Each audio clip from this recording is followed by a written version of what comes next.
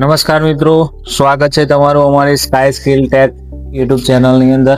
મિત્રો, આપણે આગળના વિડીયોની અંદર એનિમેશન મેનુ વિશે શીખી ગયા પાવર પોઈન્ટની અંદર। હવે આપણે પાવર પોઈન્ટની અંદર જોવા જઈ રહ્યા છીએ એનિમેશન પછી સ્લાઇડ શો મેનુ અને રેકોર્ડ મેનુ આજે જોવાના છીએ।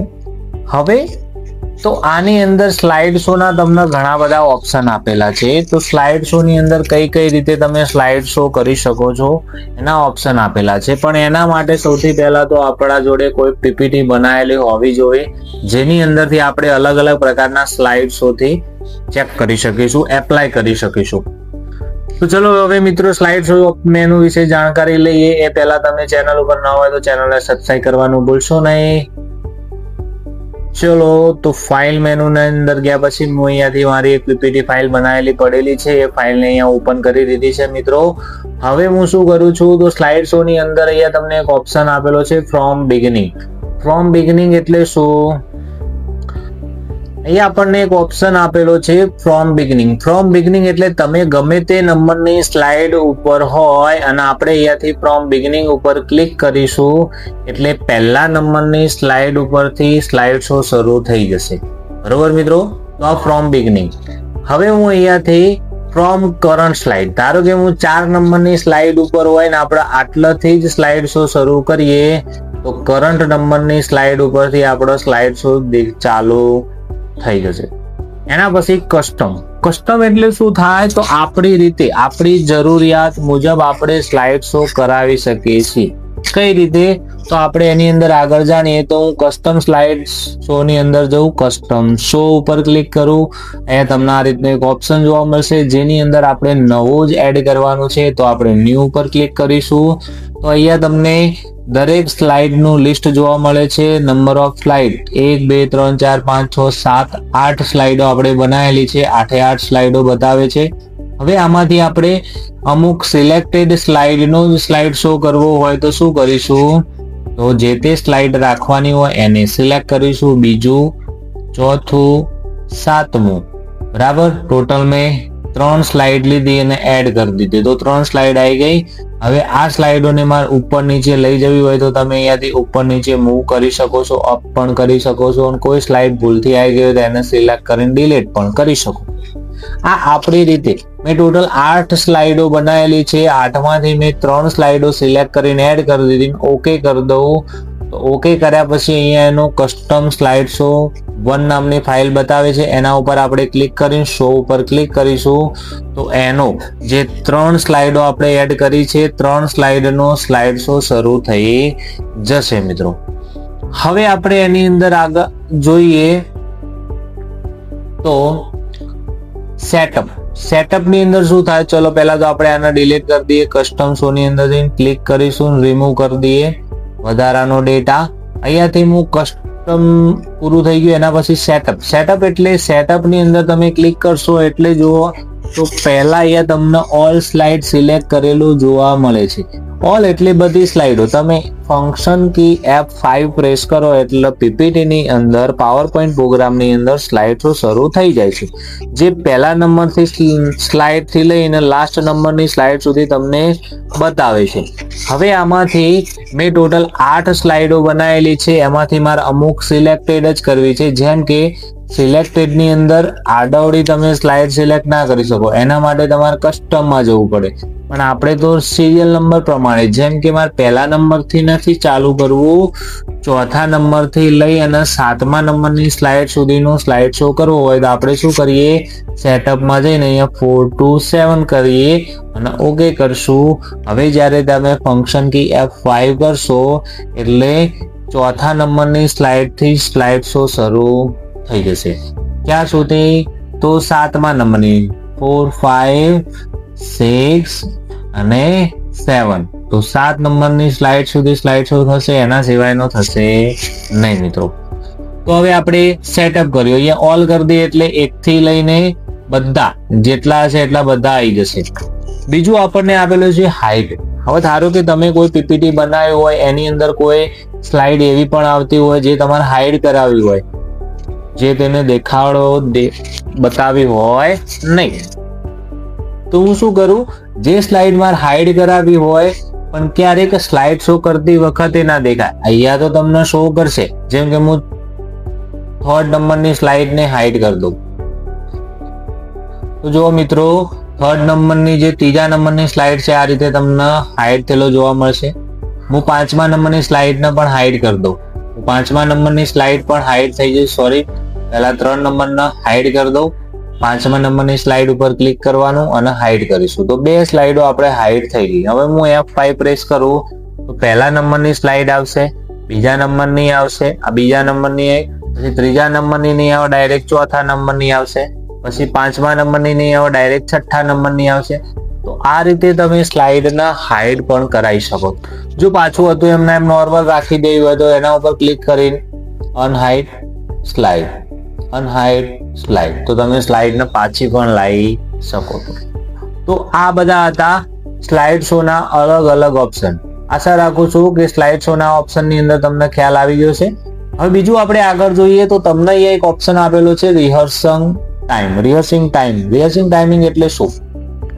તો આપણે જ્યારે કોઈ પીપીટી બનાવેલી હોય એ પીપીટીને તમારે કોઈની સામે સમજાવવાની હોય. તમે પીપીટી ક્યારે બનાવો કે ત્યારે તમારે કોઈને સમજાવવાની હોય, અને સમજાવવા માટે તમે એ પીપીટીમાં કેટલો ટાઈમ લેશો, કેટલા ટાઈમમાં તમે આ પીપીટી સમજાવી શકો છો, તો એને કહીશું આપણે રિહર્સિંગ. જેમ કે તમે કોઈ પણ પ્રકારનું સ્પીચ આલવાની હોય તો સ્પીચનું આપણે શું કરતા હોઈએ છીએ, લખ્યા પછી તૈયારી કરતા હોઈએ છીએ, રિપીટ કરતા હોઈએ છીએ, મોઢે બોલતા હોઈએ છીએ. એવી જ રીતે આપણી પીપીટી સમજાવવાની હોય તો આપણે પહેલા એની પ્રેક્ટિસ કરવી પડે, અને એ પ્રેક્ટિસ કરવા માટે પીપીટીના કોમ્પ્યુટરની અંદર સ્લાઇડ શો કરીને એનો ટાઈમ નોંધવો પડે કે આટલા ટાઈમની અંદર હું મારી પીપીટી કમ્પ્લીટ કરી આપે. બરોબર મિત્રો? તો આપણે જોઈએ તો રિહર્સિંગ ટાઈમ ઉપર તમે ક્લિક કરશો એટલે સ્લાઇડ શો જ શરૂ થશે. એમાં તમને અહીંયા જોઈ રહ્યા છો એ પ્રમાણે એક સ્લાઇડની અંદર તમે કેટલો ટાઈમ લો છો એ ટાઈમિંગ પણ તમને અહીંયા બતાવશે. ઓકે મિત્રો, તો આ રીતે આપણે શું કરીશું, દરેક સ્લાઇડને ચેન્જ કરતા જઈશું અને બોલતા જઈશું, જેનાથી તમારી જે પીપીટી બનાવેલી હોય દરેક પીપીટીની સ્લાઇડમાં એક સ્લાઇડમાં કેટલો ટાઈમ તમે હોલ્ડ કરો છો, કેટલો ટાઈમ તમે એમાં લગાડો છો એ તમને લાસ્ટમાં જોવા મળશે. હવે અહીંયા તમારે જો ટાઈમ જોવું હોય તો અહીંયા તમારે યસ ઉપર ક્લિક કરવું પડશે. યસ ઉપર ક્લિક કરશો એટલે જો જૂનું વર્ઝન હશે તો ડાયરેક્ટ સ્લાઇડ શોર્ટરથી બતાવશે. જો ના બતાવે તો આપણે શું કરીશું, સ્ટેટસ બારની અંદર જઈશું ને અહીંયાથી આપણે સ્લાઇડ શોર્ટર ઉપર ક્લિક કરીશું એટલે દરેક સ્લાઇડ આવી જશે, અને દરેક સ્લાઇડના નીચે તમે જેટલો ટાઈમ સ્પીચ આપી હોય, બોલ્યા હોય એ ટાઈમ ડ્યુરેશન પણ તમને અહીંયા બતાવશે, જેથી આપણને ખ્યાલ આવી જાય કે આ પીપીટીની અંદર આપણે કેટલા ટાઈમની અંદર બોલી શકીએ. હવે આપણે એને નોર્મલ કરી દઈએ તો ચલો આપણે પાછા નોર્મલની અંદર આવી જઈએ. તો નોર્મલ વ્યૂ આવી ગયો.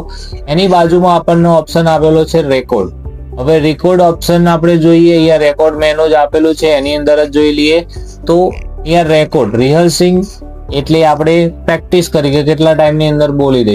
રેકોર્ડની અંદર રેકોર્ડિંગ થશે. તો ચલો આપણે રેકોર્ડ મેનુ આપેલું છે, ના આપેલું હોય તો ઓપ્શનથી પણ આપણે જોઈ શકીએ, પણ આપેલું છે તો રેકોર્ડ મેનુ વિશે પણ જાણીને રેકોર્ડ મેનુની અંદર પહેલો ઓપ્શન છે રેકોર્ડ. રેકોર્ડની અંદર શું કરીશું, તો તમારી જે પાવર પોઈન્ટની સ્લાઇડો બનાવેલી છે એ સ્લાઇડોને તમારે રેકોર્ડિંગ કરવું હોય. ફોર એક્ઝામ્પલ તરીકે આપણે અહીંયાથી મેં સ્લાઇડ શો આપેલી છે, એમાં કરંટ નંબર પહેલા નંબરની સ્લાઇડથી અથવા તો બિગનિંગ એટલે પહેલું અને કરંટ એટલે જે સ્લાઇડ ચાલુ હોય એના ઉપરથી. તો હું ફ્રોમ બિગનિંગ ઉપર ક્લિક કરું તો તમે અહીંયા જોઈ રહ્યા છો એ પ્રમાણે રેકોર્ડનો ઓપ્શન આવી ગયો. આની અંદર હું રેકોર્ડિંગ ચાલુ કરી દઉં છું તો અહીંયા તમને નંબર પડશે 1 2 3. આ પાવર પોઈન્ટના પ્રોગ્રામનું રેકોર્ડિંગ શરૂ થઈ ગયું છે સ્લાઇડ શો. બરોબર મિત્રો?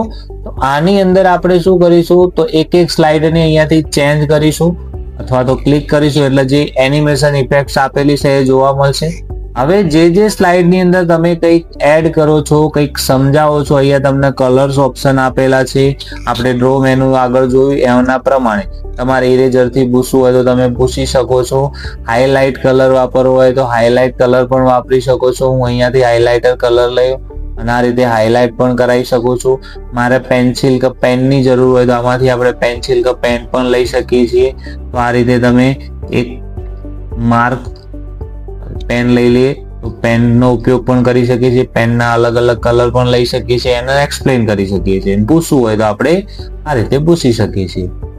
તો આ રીતે જે પણ તમે રેકોર્ડ કરશો એ રેકોર્ડિંગ થશે. હવે આ રેકોર્ડિંગ કોનું થશે? તો આપણી પાવર પોઈન્ટની પીપીટીના ફાઇલનું રેકોર્ડિંગ નહીં થાય, આ થશે સ્લાઇડોનું રેકોર્ડિંગ થશે. હવે આપણે આ રેકોર્ડિંગ વિડીયો સ્વરૂપે નહીં લઈ શકીએ. તો ચલો હું આને એક બતાવું તમને. તો આપણે અહીંયા ટોટલ સ્લાઇડો પૂરી થાય ત્યારે આપણે આ રેકોર્ડિંગને સ્ટોપ કરીશું. છેલ્લા નંબરની સ્લાઇડ ઉપર ગયા પછી તો રેકોર્ડિંગ મેં સ્ટોપ કરી દીધું. હવે મારે આને શું કરવું છે? પ્લે કરવું છે, રિપ્લે કરવું છે. તો તમારી સ્લાઇડ તો તમારા અવાજ સાથે રેકોર્ડિંગ તમને જોવા મળશે. તો હું અહીંયાથી ફ્લડ ફર્સ્ટ નંબરની સ્લાઇડ ઉપર આપણે આવી જઈએ અને હું અહીંયા રિપ્લે ચાલુ કરતો. તો જો મિત્રો અહીંયા આપણે રેકોર્ડિંગ પણ જોઈ રહ્યા છીએ. હું અહીંયાથી સ્લાઇડ ફર્સ્ટ નંબરથી ચાલુ કરી દઉં છું. તો ચલો ફર્સ્ટ નંબરની સ્લાઇડ ઉપર હું રિપ્લે ઉપર ક્લિક કરું છું. તો મારા અવાજ સાથે જો મિત્રો મારો અવાજ સંભળાઈ રહ્યો છે ને, જે રેકોર્ડ કર્યો એ અવાજ. તો આ રીતે આપણે રેકોર્ડ પણ કરી શકીએ છીએ. એના સિવાય બીજો તમને ઓપ્શન આપેલો છે સ્ક્રીનશોટ. આપણી જે પીપીટી હોય, પીપીટી ની અંદર તમારે કોઈ સ્ક્રીનશોટ એડ કરાવવો હોય તો તમે સ્ક્રીનશોટ પણ એડ કરાવી શકો છો. જેમ કે હું અહીંયાથી ડેસ્કટોપ પરનો મારા સ્ક્રીનશોટ લાવવો હોય તો સ્ક્રીનશોટ ની અંદર જઈને સ્ક્રીન ક્લિપિંગ, ડેસ્કટોપની સાઈડ બ્લર થઈ જશે. હું જેટલો ભાગ સિલેક્ટ કરે એટલો ભાગ એની અંદર સ્ક્રીનશોટ સ્વરૂપે આવી જશે. એના સિવાય રેકોર્ડ મેનુની અંદર બીજું જોઈએ તો સ્ક્રીન રેકોર્ડિંગ કરવું હોય આપણે તો સ્ક્રીન રેકોર્ડિંગ પણ આપણે કરી શકીએ છીએ. તો આ રીતે તમે જોઈ રહ્યા છો. આગળના વિડીયોમાં આપણે જોયું હતું કે મારે કોઈ પણ પ્રકારનું આવું કોઈ સ્ક્રીન રેકોર્ડિંગ કરવું હોય તો હું શું કરીશ તો અહીંયા તમે ઓડિયો વિડીયો સિલેક્ટ કરશો જેટલો ભાગ, એ પ્રમાણે તમારી સ્ક્રીનનું રેકોર્ડિંગ સ્ટાર્ટ થઈ જશે અને રેકોર્ડિંગ તમે એની અંદર એડ કરી શકો છો. તો અહીંયાથી એને બંધ કરી દઉં છું. બરાબર, જે રીતે આપણે સ્ક્રીન શોટ લઈએ એ રીતે તમે સ્ક્રીનનું કોઈ પણ ભાગનું સિલેક્ટેડ એરિયાનું રેકોર્ડ કરી અને તમે આની અંદર લાવી શકો છો. એના સિવાય આપણને એક ઓપ્શન આપેલો છે વિડીયો. વિડીયોની અંદર આપણે ઇન્સર્ટ મેનુની અંદર વિડીયો ઇન્સર્ટ કરતા શીખી ગયા હતા. અહીંયા વિડીયો, ઓડિયો અને સ્ક્રીન રેકોર્ડિંગ જોઈ જતું, પણ અહીંયા રેકોર્ડ ઓપ્શનની અંદર પણ જોવા મળે છે. તો આપણે એકવાર માહિતી આપી લઈએ. તમારી જે પીપીટી બનાવેલી હોય એની અંદર તમારે કોઈ વિડીયો ફાઇલ એડ કરવી હોય તો તમે એની અંદર વિડીયો ફાઇલ પણ એડ કરી શકો છો. કોઈ ઓડિયો ફાઇલ ડાઉનલોડ કરેલી હોય તો એ પણ એડ કરી શકો છો. અને એક સારો ઓપ્શન આપેલો છે કે તમારી જે પીપીટી હોય એ પીપીટીને તમારે કોઈ વિડીયો સ્વરૂપે કન્વર્ટ કરવી હોય તો આપણે શું કરીશું? તો વિડીયો સ્વરૂપે કન્વર્ટ કરવા માટે રેકોર્ડ મેનુની અંદર, જો કે મિત્રો જો જૂના માઇક્રોસોફ્ટ પાવર પોઈન્ટ ની અંદર આ ઓપ્શન જોવા નથી મળતા, પણ નવા લેટેસ્ટ પ્રોગ્રામ ની અંદર આ ઓપ્શન આપેલા છે તો આપણે એનો ઉપયોગ પણ કરવો જ જોઈએ. તો એક્સપોર્ટ વિડીયો મતલબ કે આ જે તમારી ફાઇલ બનાવેલી છે એને તમારે કોઈ વિડીયો ની અંદર કન્વર્ટ કરવું હોય તો એક્સપોર્ટ વિડીયો અંદર ક્લિક કરો. અહીંયા તમે ક્લિયરિટી તમારી રીતે પસંદ કરી શકો છો. હું અહીંયા સ્ટાન્ડર્ડ 480p લઈ લઉં જેથી ફટાફટ આપણો વિડીયો ક્રિએટ થઈને આવી જાય. નહીં તો તમે અહીંયા જો HD ક્વોલિટીમાં લેશો તો થોડો ટાઈમ લેશે, એટલા માટે આપણે અહીંયાથી સ્ટાન્ડર્ડ ક્વોલિટી મેં લઈ લીધી છે. ક્રિએટ વિડીયો ઉપર ક્લિક કરીશું એટલે તમને અહીંયા પૂછશે કે તમારે ક્યાં સેવ કરવું છે. હું અહીંયા ડેસ્કટોપ ઉપર અહીંયા ફાઇલનું નામ જે બતાવે છે એમના એમ ક્લિક કરીને સેવ ઉપર આપણે ક્લિક કરી દઈએ એટલે જો નીચે સ્ટેટસ બારની અંદર કન્વર્ટ થઈ રહ્યો છે, તમને જોઈ રહ્યા છો. જ્યાં પીપીટી માંથી વિડીયો ફાઇલની અંદર મતલબ MP4 વિડીયોની અંદર તમારી સ્લાઇડોની જે ઇફેક્ટ્સ ને બધું વિડીયો ફાઇલની અંદર કન્વર્ટ થઈને જોવા મળી જશે. પણ એના માટે જો તમારી પીપીટી હોય એની અંદર લિમિટેડ સ્લાઇડ હશે, ઓછી સ્લાઇડ હશે, વિડીયો ને બધું ઓછું હશે તો ટાઈમ ઓછો લેશે, અને વધારે હશે વિડીયો હશે તો એ ટાઈમ વધુ લેશે. ચલો મિત્રો, તો આપણો પીપીટી માંથી વિડીયો કન્વર્ટ થઈને આવી ગયો છે. આપણે જોઈ લઈએ, એપ્લાય કરીને જોઈ ચેક કરી લઈએ. ચલો મિત્રો, આ વિડીયો આપણે હાલ બનાવ્યો. આ વિડીયોને હું ડબલ ક્લિક કરીને પ્લે કરાવી દઉં. તો ચલો મિત્રો જોઈ લો, આ રીતે આપણે જે પીપીટી બનાવી એનો દરેક સ્લાઇડ નો એની રીતે પાવર પોઈન્ટ માંથી વિડીયો ફાઇલ ની અંદર કન્વર્ટ કરીને આપી દીધું છે. હવે મિત્રો આશા રાખું છું કે તમને મેં જે કન્ટેન્ટ આપ્યો, સ્લાઇડ શો અને રેકોર્ડ મેનુ વિશે શીખવાડ્યું, એની અંદર તમને ખ્યાલ આવી ગયો હશે. ઓકે મિત્રો, હવે મળીએ આપણે નેક્સ્ટ વિડીયોમાં રિવ્યુ એન્ડ વ્યૂ મેનુ વિશે જાણીશું. તો એના પહેલા તમે અમારી ચેનલને સબસ્ક્રાઇબ ના કરેલી હોય તો સબસ્ક્રાઇબ કરવાનું ભૂલશો નહીં. થેન્ક યુ મિત્રો, ધન્યવાદ.